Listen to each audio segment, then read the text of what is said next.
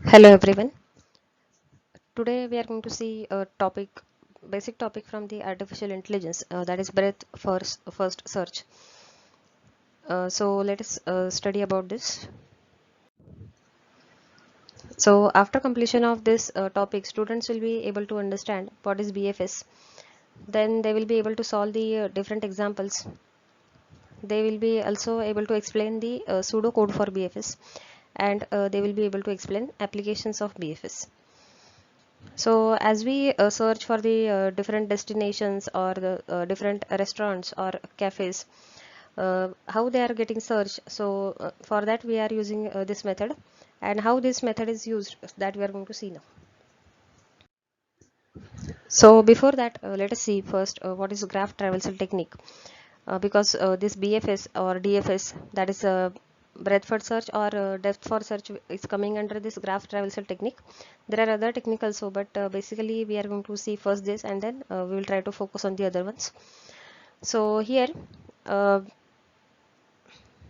if you can see, A is suppose the current situation or current state, and then we want to reach up to the I, this state.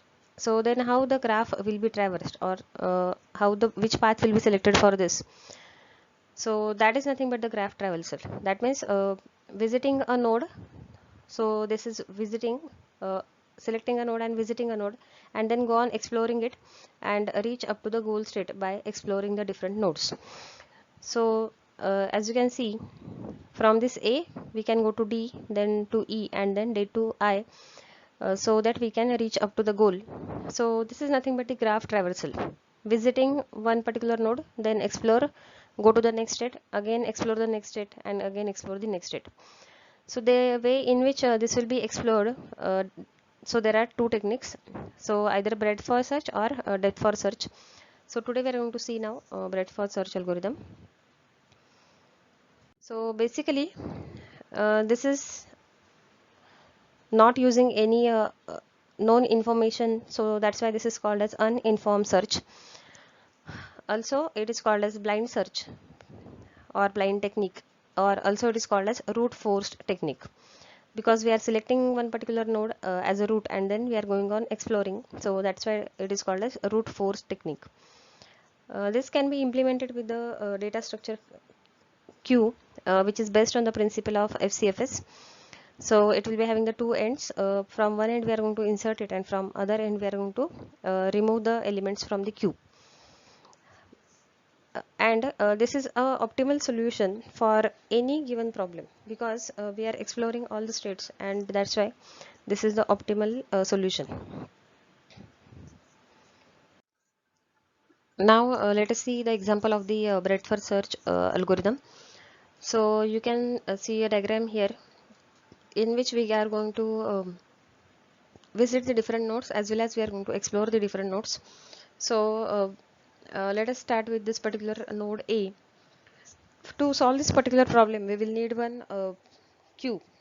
So I will generate a queue here. Before that, you must know one concept of this particular visiting a node and the exploring a node. So for this particular A, when I select this particular node, that means we are going to visit this node. That means we will be coming here and we will be visiting this node. Then we are going to create the successors of this. So three successors are there, or three child nodes are there. So that is nothing but the exploring of this particular node. So we are going to visit it, and then we are going to explore it. So now let us see how this will be done with the help of a queue. Now basically, now queue is nothing but a data structure which will be having two ends. So from one end we are going to insert the data, and it is called as enqueue operation. So in this case we are going to insert the data from this left hand side, and then we are going to remove the data, which is called as a dequeue operation, and then it will be removed from the right hand side. So initially, as you can see, this is blank, and then one by one we are going to add the elements to this, or nodes to this, and then we are going to solve the problem. Now let us select A for the as a current node. Now it will be added in the queue. So now A has been added here. Now A will be removed by exploring the next three nodes of that is the B, C and D. So now we are going to see how that will be done with the help of this summary. Now as A is added to this list, and then we are going to remove it, as so that's why the node A has been visited, so we have added it in the list of the visited nodes. Now let us explore this. So when we explore this particular A, so it is given here, it is going to explore to B, C and D. So now we are going to visit B, C, D. So A will be removed and then B, C, D will be added in the queue. So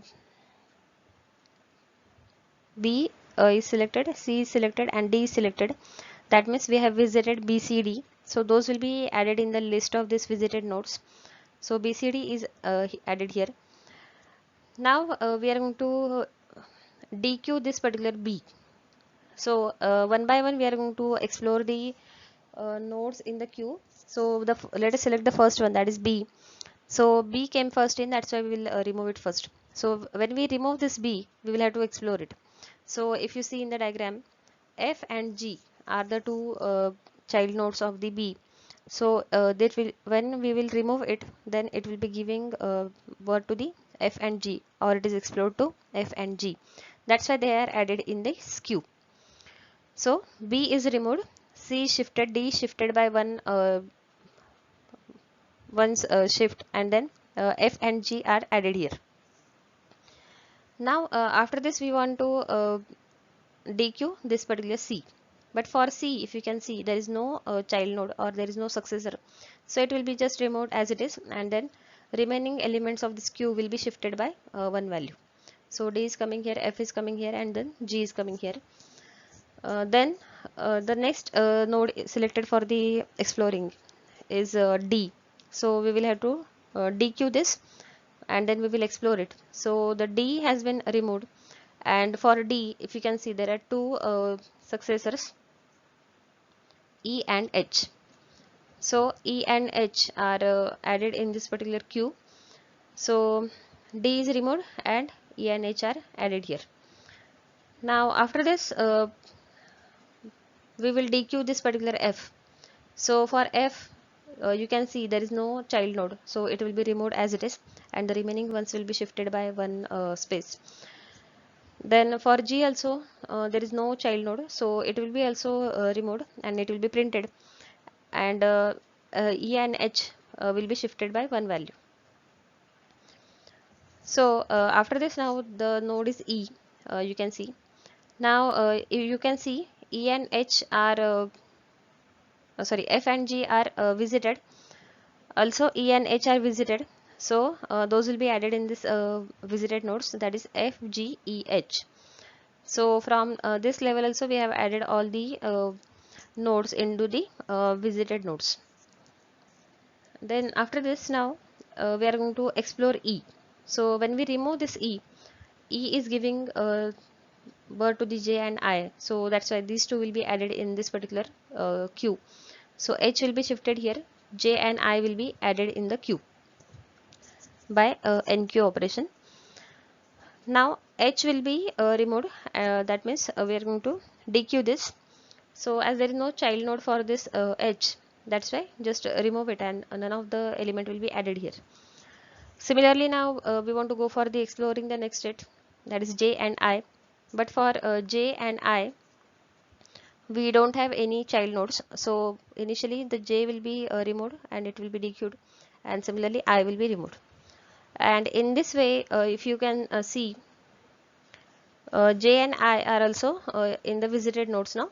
So we have visited them as well as we have explored them, and now we are getting this particular output. So in this way we can solve the different BFS problems.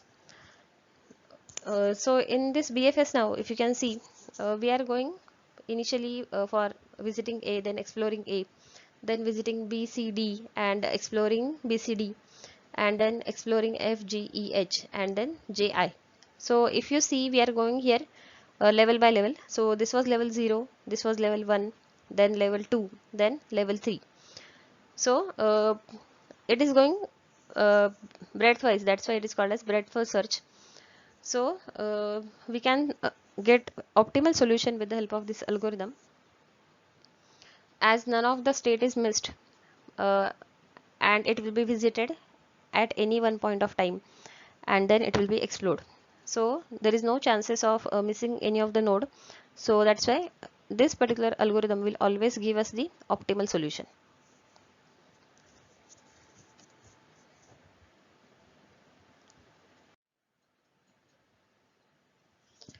Now let us see the applications of the BFS.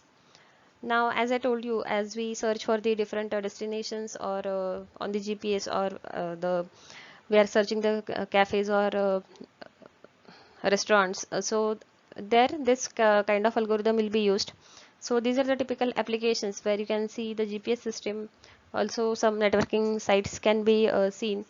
Then web crawling is one of the application, and broadcasting is the one of the application of this BFS.